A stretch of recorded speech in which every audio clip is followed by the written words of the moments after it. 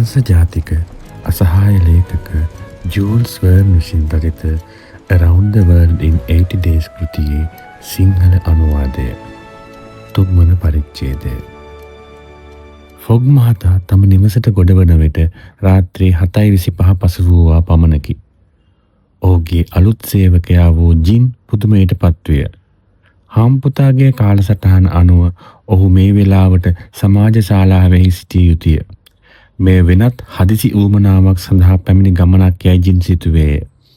ඒ සමගම ෆොග් මහතා උස්සඳින් සේවකයා ඇමතිය. නමුත් ජින් එක්වරම ඔහු වෙතට ගියේ නැත. ජින්, ඔබට ඇහුනේ නැද්ද? මම දෙවරක්ම කතා කළා. ෆොග් මහතා ඇතුළු කාමරයක හිඳ කෑ ගැසීය. සාක්කුවෙන් ඔරලෝසුවගෙන එදෙස විපරමින් බැලූ ජින් එවර හාම්පුතා දෙසට දිව ගියේය. සර්, මට කතා කළාද? ඔව්, කන් ඇහෙන්නේ නැද්ද? ඇහෙනවා සර්. ඒ වුණාට තාම සර් නිදාගන්න වෙලාව ආවේ නැති නිසා මං ඇති කතා කර ඉන්න වෙලාවක් නැහැ. දැන් අපිට ගමනක් යන්න තියෙනවා. ඉක්මන් කරන්න ජින්. ප්‍රමාද වුණොත් අපිට වෙලාවට කෝච්චිය අල්ලගන්න බැරි වේවි. ඇයි සර්? හදිසියෙම අපි යන්නේ කොහෙද? මොකුත් කරදරයක්ද? ලෝකේ වටේ යනවා. මං කිව්වනේ මෙතන කතා කර හිටියොත් 8:45 කෝච්චිය වර්ධි. ලෝකේ වටේ කෝච්චියෙන් සර් විහිළු කරනවද මන්දා? මේක විහිළු කරන වෙලාවක් නෙමෙයි අයිසේ. ඉක්මන් කරනවා. මං තමුසෙට සේරම විස්තර පස්සේ කියන්නම්කෝ. මහ ලොකුවට ඇඳුම් බෑග් පිටින් උස්සගෙන යන්න අවශ්‍ය නැහැ. පොඩි බෑග් දෙකකට අපි දෙන්නගේ ඇඳුම් කට්ටල 2-3ක් සපත්තු මේස් එක දාගන්න.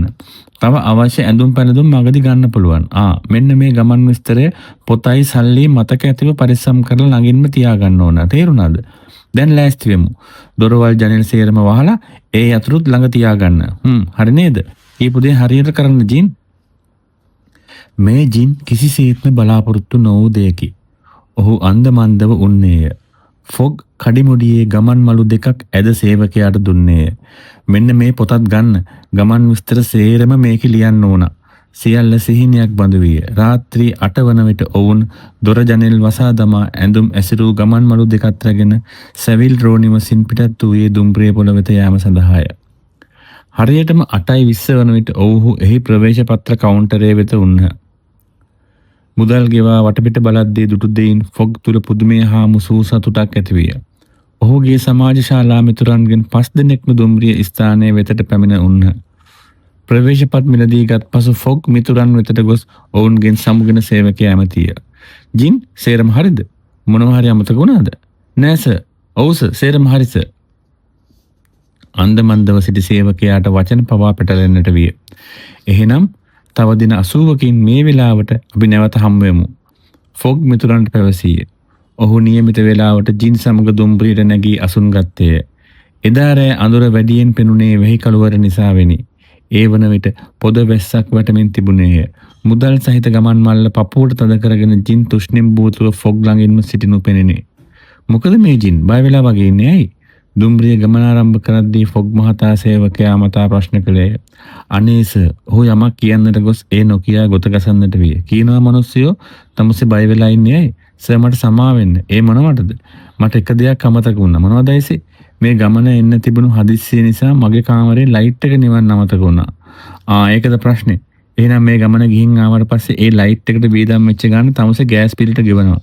ඒ ගැන එච්චර හිතන්න ඕන නැහැ. තේරුණාද? ෆොග් කීවේ සැහැල්ලු වෙන්නේ. 4 වන පරිච්ඡේදය. දින 80කින් ලෝකයේ වටා සංචාරය කිරීම ගැන ජින් කිසිවක් දැන සිටියේ නැත.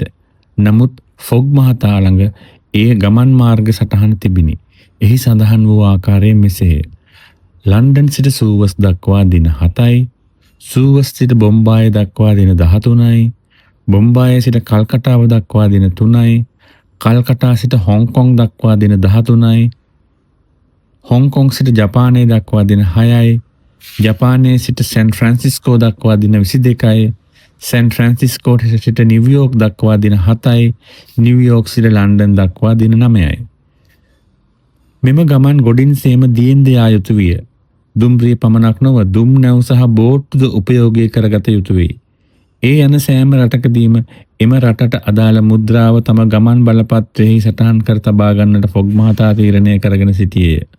ඔහු යන මේ ගමන පිළිබඳව සිතුවාට වඩා වැඩි ප්‍රසිද්ධියක් ලැබීම නිසා නොසිතූ විරු ආందోලන ඇතිවිය.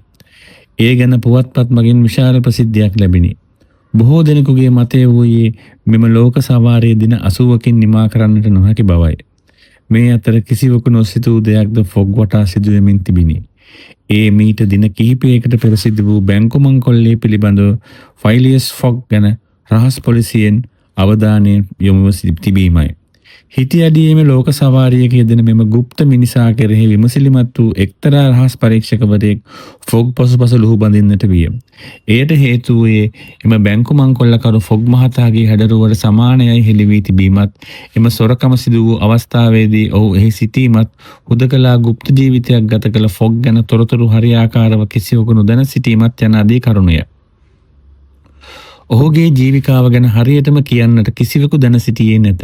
නමුත් ඉහළ පැලැන්තියේ කෙනෙක් ලෙසින් හේ ජීවත් විය. ෆොග් පසුපස ලුහු බැඳ ගිය රහස් පරීක්ෂකවරයා ෆික්ස් නැමැත්තකි. ඔහු ෆොග් පසුපස ලුහු බඳින අතර බ්‍රිතාන්‍ය පොලිසියේ ලන්ඩන් මූලස්ථාන ප්‍රධානියා වෙත විදුලි පණිවිඩයක් යොමු කළේය. ෆිලියස් ෆොග් නැමැති තැනැත්තා බැංකු මංකොල්ලකරුවෙකු බවට සැක කරමි. එබැවින් ඔහු අත්අඩංගුවට ගැනීම සඳහා මා වෙත බොම්බායට වරෙන්තුවක් එවන්න. රහස් පරීක්ෂක ෆික්ස්. ෆිලියස් ෆොග් සහ ඔහුගේ අතවැසියා දුම්රියෙන් ගමනාරම්භ කොට ලන්ඩනයේ සිට සූවස් දක්වා පිටත් වූයේ මොංගෝලියා නම් වූ දුම්නැවිනි. එය සූවස් නැව් මාර්ගයට අවතීර්ණව එම වරායෙහි නවතා යලි බොම්බාය බලා පිටත් වීමට නියමිතව තිබුණේ ඔවුන් ලන්ඩනයේ සිට පිටත් වී හරියටම දින 7ක් ගත වී තිබිණි. ඔක්තෝබර් 9 වෙනිදා උදේ 11 වන විට මොංගෝලියා නැව වරායට පැමිණීමට නියමිත විය. ඒ පැමිණෙන තෙක් වරායේ දෙදෙනෙකු පෙරමග බලා සිටිනු පෙනිනි. ඔවුන්ගෙන් එක් අයෙක් සූවස්හි සේවය කළ බ්‍රිතාන්‍ය නියෝජිතවරයාය. ඔහු හඳුන්වනු ලැබුවේ කොන්සාල් යන රාජකාරී නාමයෙනි. අනෙක් තැනැත්තා නොසන්සුන් ඉරියව් වලින් යුත් සිහින් උස පුද්ගලයෙකි. ඔහු ඉතින් බුද්ධිමත් පෙනුමක් දිස්විය.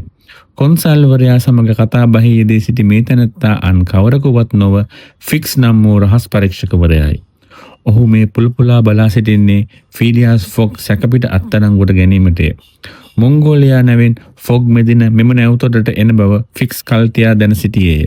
එංගලන්තයේ බැංකු මංකොල්ලයට සැකපිට ෆොග් අත්අඩංගුවටගෙන සොරා බවට ඔප්පු කළොත් ෆික්ස්ද විශාල මුදලකට හිමිකරුවෙකු වෙයි.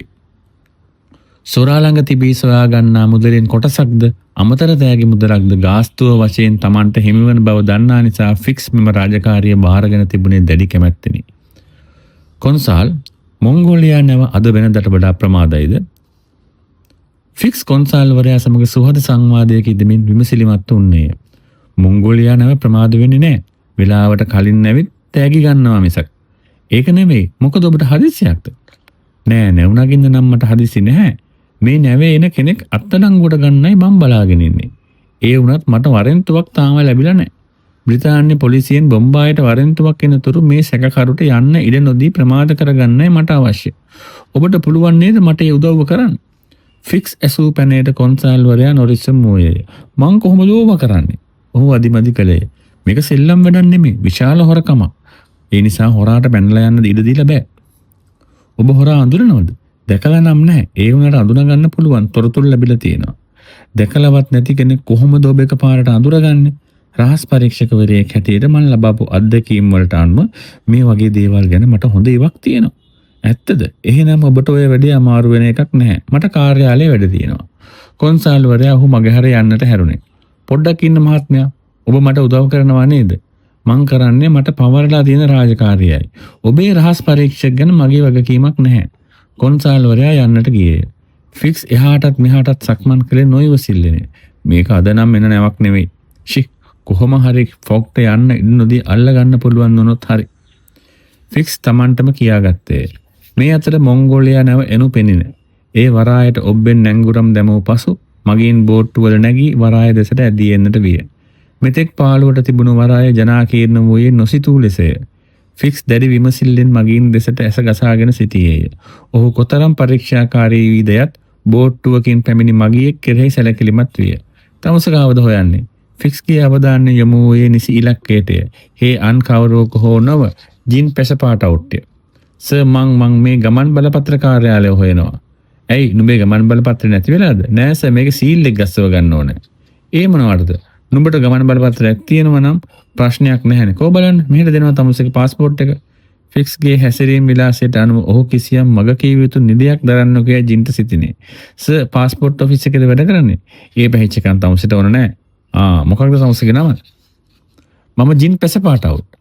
මේ પાස්පෝර්ට් එකේ තියෙන වෙන නමක් නේ. ෆිලියස් ෆොග්. ෆික්ස්ගේ දැස් උඩ ගියේය. තමා සොයමින් සිටින තැනැත්තාගේ නමද එයයි. කොහොම මේ પાස්පෝර්ට් එක අයිතිකාරයා? සර් මේක මගේ හාම් පුතාගේ. එයාට නැවේ ඉන්නවා. પાස්පෝර්ට් එකත් අරගෙන එයාට අර කන්තෝරුවට එන්න කියනවා. තමුසෙට ගියාට වැඩක් වෙන්නේ නැහැ. දින් පැසපාටවට ආපසු හැරේ දිව ගියේ ෆීලියාස් ෆොග් කැටුව එීම සඳහායි. ඒ අතරේ ෆික්ස් දිව ගියේ කොන්සල් වරයා සොයාගෙන. ඔන්න වැඩේ හරි. කාර්යාලයට ඇතුළු වූ ෆික්ස් හතිය අරමින් සතුට පළ කළේය. හොරා අල්ලගත්තද? කොන්සල් දන්නවනේ. ඒ හපන්කම මට විතරක් තනියම කරන්න බෑ. ඔබේ උදව් අවශ්‍ය වෙනවා. මං ඔබට කිව්වනේ මිස්ටර් මට අයිති රාජකාරියට අමතරව රහස් පරීක්ෂක කටයුතු කරන්න කැමති නැහැ කියලා. මේක අහන්න කොන්සල් මට තේරෙන්න අවශ්‍ය මෙච්චරයි. ෆීලියාස් ෆොග් ඔය යන ගමන ටික දවසකට ප්‍රමාද කරගන්න විතරයි. මොකද මට වරෙන්තුව එන්නේ බොම්බායට. ඒක එන්න කලින් ෆොග් එහාට ගියොත් ඔහු අත්අඩංගුවට ගන්න බැරි වෙනවා. මිනිහා එතනින් කොහාට ලිස්ටලා යයිද කියන්න බෑ. ඔය මිනිස්සයා ඉංග්‍රීසි ජාතිකයෙක් නේද? ඔව් ඔහු ඉංග්‍රීසි ජාතිකයෙක් තමයි. එහෙනම් මිනිහා හොරා වෙන්න බෑ. ඇයි කොන්සල් එහෙම කියන්නේ?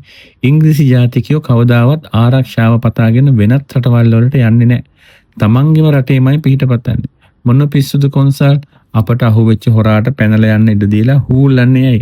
මට ඔහු රඳවා ගන්න ඕන. ඔබගේ උදව් නැතුව මම තනියම මේ වැඩේ කරන්නේ කොහොමද? මිස්ටර් ෆික්ස් ඔබේ රාජකාරියට හවුල් වෙන්න මට බෑ. මම ඔහුගේ ගමන් බලපත්‍රය පරීක්ෂා කර බලා ඒ නීත්‍යානුකූල නම් මුද්‍රාව තබා ආපසු දෙනවා. එහෙම නොකර ඔහු මේ රඳවා ගන්න මට බෑ. මේ අතර පිටතින් දොරට තට්ටු කරන හඬක් ඇසිනි.